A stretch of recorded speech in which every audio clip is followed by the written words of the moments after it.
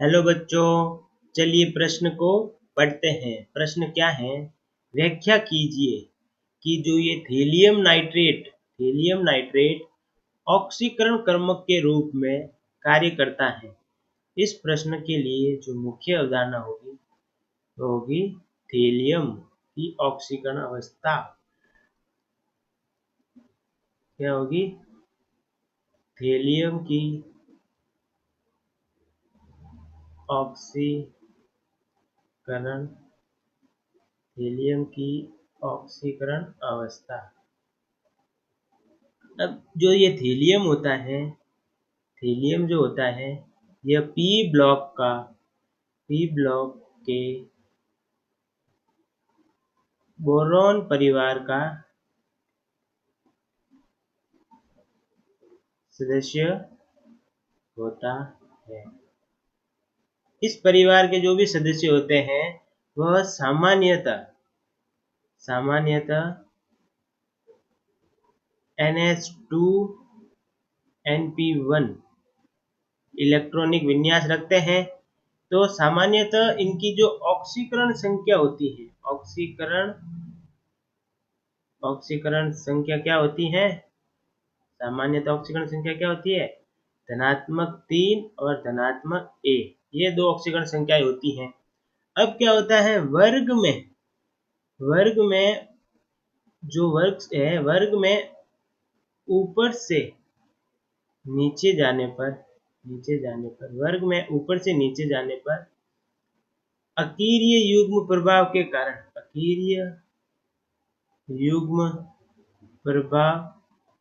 के कारण जो निम्न ऑक्सीकरण संख्या होती है, ऑक्सीकरण अवस्था होती है वह स्थायी होती है। क्या होती है? स्थायी होती है। तो स्थायी होती है। अब जो थीलियम होता है वह वर्ग में नीचे होता है। तो देखिए, अब इस थीलियम नाइट्रेट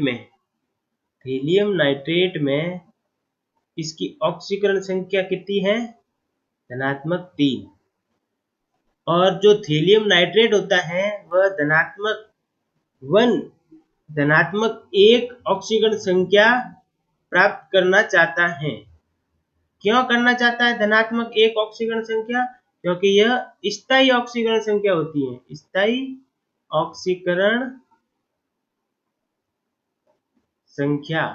ऑक्सीकरण संख्या होती है थीलियम के लिए। तो क्या होता है, थीलियम जो होता है वह धनात्मक 3 से इलेक्ट्रॉन ग्रहण करेगा और धनात्मक 1 ऑक्सीकरण प्राप्त करेगा। धनात्मक 1 ऑक्सीकरण किस यौगिक में? थीलियम NO3 इस यौगिक में धनात्मक 1 ऑक्सीकरण संख्या इसकी होती है। तो ये इलेक्ट्रॉन क्या करेगा? ग्रहण करेगा, आसानी से इलेक्ट्रॉन ग्रहण करेगा, क्योंकि धनात्मक 3 में इस ऑक्सीकरण संख्या में ये यौगिक अस्थायी रहता है। ये ऑक्सीकरण संख्या इसकी अस्थायी होती है। और स्थायी कौन सी होती है? धनात्मक 1। तो यह आसानी से इलेक्ट्रॉन ग्रहण करता है। इसलिए यह दूसरों का ऑक्सीकरण करता है तथा इस गुण के कारण यह ऑक्सीकरण